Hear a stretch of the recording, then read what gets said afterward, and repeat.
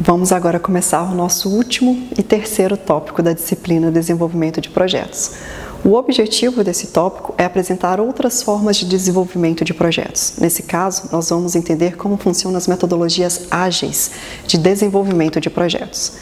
As metodologias ágeis, ela vai surgir na indústria de softwares, né? Então, é uma indústria que tem um desenvolvimento mais acelerado de projetos para poder ter essa entrega mais rápida ao usuário.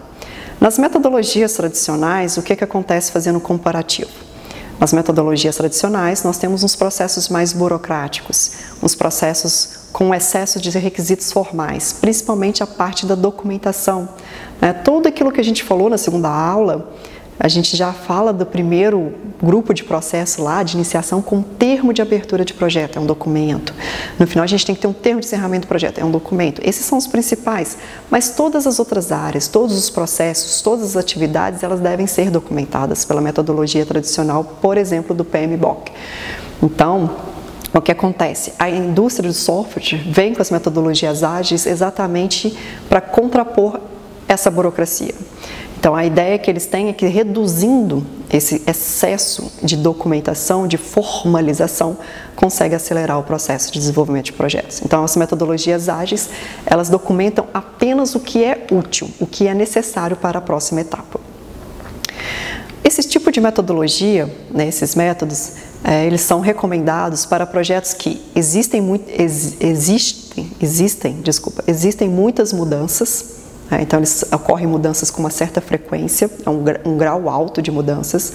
Os requisitos são passíveis de alterações, então aqueles requisitos que são definidos lá no início, que lá a gente tinha um termo de abertura do projeto, fixou e vai com ele até o final, se não conseguir, encerra e começa outro, aqui não. Os requisitos, eles podem ser passíveis de alterações. A recodificação de um programa, né, que são os códigos, não acarreta em alto custo, ou seja, as mudanças não alteram o valor financeiro do projeto. A equipe normalmente é pequena. As datas de entrega são curtas e não acarretam também alto custo, por essas datas serem um prazo menor. O desenvolvimento rápido é essencial na entrega do resultado final para o usuário que solicitou, né, aquele produto, aquele serviço, que no caso da indústria de software, provavelmente é um software. Quais são os valores importantes das metodologias ágeis? Os indivíduos e as interações são importantes, não necessariamente só o processo de ferramentas, então a interação entre as pessoas, a comunicação é essencial. O produto, né, o resultado entregue, ele tem que ser funcional, não necessariamente tem que estar com toda a documentação pronta, tem que estar funcionando. A colaboração do cliente é importante durante o desenvolvimento do projeto, não necessariamente só por meio de acordos e contratos. E a resposta a modificações é rápida, ao invés de seguir necessariamente aquele plano que foi definido lá no termo de abertura do projeto. Então, esses são os valores das metodologias ágeis.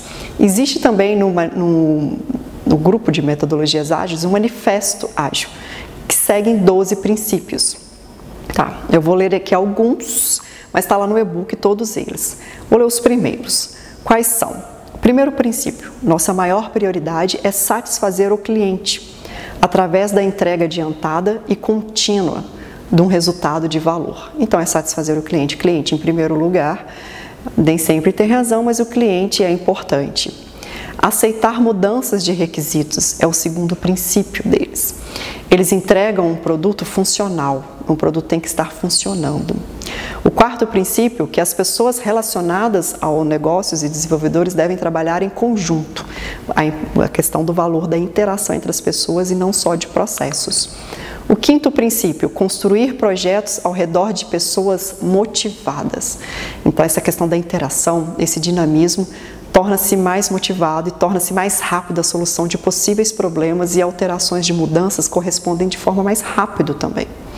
O sexto princípio, um método mais eficiente e eficaz para transmitir informação. Tudo circula nessa comunicação. Essa comunicação, então, ela é essencial dentro da metodologia ágil. Os processos já ágeis, o oitavo princípio, promove um ambiente sustentável. Então, tem que ter sustentabilidade aquele negócio.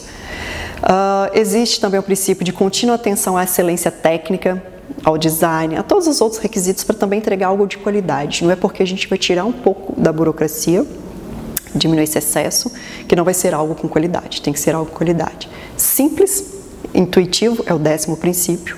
O 12º, que seja da melhor forma possível esse resultado, cumprindo os requisitos que são necessários. E, por fim, o time tem que refletir como ficar mais efetivo durante o desenvolvimento do projeto. Então, o projeto está acontecendo, está ocorrendo, e assim mesmo a equipe busca, por meio dessa motivação, por meio dessa interação, por meio desse dinamismo de comunicação, como então ficar mais efetivo, como conseguir entregar mais rápido e com qualidade e que atenda os requisitos do usuário. Esses são os princípios das metodologias ágeis. O que acontece é que a gente tem vários, tá? A gente tem, por exemplo, lá citados no nosso e-book o Kanban, o Lean, o Scrum, o XP, o FDD, assim como várias outras ferramentas. Aqui nós vamos ver os 3 primeiros, o Kanban, o Lean e o Scrum. O Kanban nada mais é do que uma ferramenta, é mais parecida com uma ferramenta do que uma metodologia. E ela se destaca por ser quase que um item obrigatório no sistema da gestão visual. Por quê? Porque ele é um sistema de cartões coloridos. Imagina que para um projeto que precisa ser entregue rápido, você coloca ali os cartões vermelho, amarelo, verde, de forma que todo mundo consegue ver. Necessariamente físico, num quadro? Pode ser, mas hoje em dia a gente tem vários softwares, né, como o Trello, entre outros, que já possibilitam, inclusive essas cores, com esses cartões das atividades que estão em atraso, daquelas que são urgentes. A equipe define qual cor usar para qual critério e assim aplicar. Outra metodologia é a metodologia Lean. Essa metodologia, ela também nasce no Japão, assim como o Kanban, né? Esqueci de falar que o Kanban vem da filosofia japonesa. O Lean também, e ele vai nascer no pós-guerra, ou seja, é uma situação onde não se podia imaginar desperdícios, não se podia imaginar retrabalho, e buscando sempre a qualidade. Então, o resultado disso surge a metodologia Lean, onde vai tentar maximizar todos os recursos que já eram escassos. Então, a ideia da metodologia Lean é enxugar tudo, eliminar desperdício, seja ele qual for, de matéria-prima, de atividade, de tempo. Por isso que ele é tão aplicado nas metodologias ágeis, principalmente para eliminar desperdício de tempo, desperdício de informação, desperdício de documentação. Então, esses fazem parte do princípio da metodologia Lean.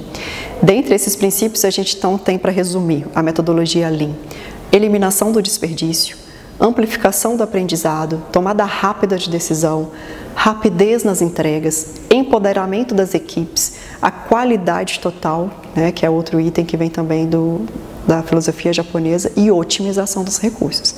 É um dos itens principais da metodologia Lean.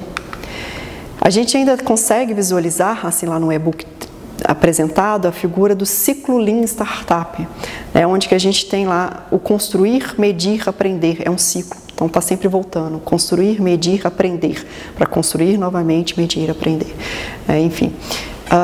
Nesse ciclo a gente tem a validação de ideias, validação de produtos, validação de hipóteses e criação de startups. Essa ideia de ciclo ela é interessante para aquelas entregas rápidas, entregas mais curtas, onde você pode rodar então vários ciclos dentro do desenvolvimento de projeto. Com uma ideia parecida de ciclos, a gente tem a metodologia Scrum. A metodologia Scrum é a materialização dos princípios ágeis, daquele manifesto lá dos 12 princípios. E até então uma das mais difundidas variações entre as metodologias ágeis. O que é o Scrum? Ele é um método ágil empírico, né? Então ele vai demandar ali da experiência das pessoas, do que se está fazendo, né? Do fazer, do executar. Iterativo com entregas incrementais. Então você entrega aos poucos. Você não faz tudo e entrega um resultado único no final. Você vai fazendo as entregas aos poucos, até mesmo para ir validando esse produto com o cliente ou com o usuário. Tá certo? É isso mesmo? É isso que você esperava? Né? Dentro dessas entregas parciais. Como ele é baseado no empirismo, os pilares do Scrum baseiam-se em 3: transparência, inspeção e adaptação. Transparência: todo o processo tem que estar visível a todos os envolvidos, não tem como você conseguir agilidade sem que todo mundo não saiba o que está acontecendo. A inspeção: o processo deve ser inspecionado regularmente para tentar identificar os desvios, pela questão das mudanças serem rápidas e propicia a essas alterações rápidas de mudança.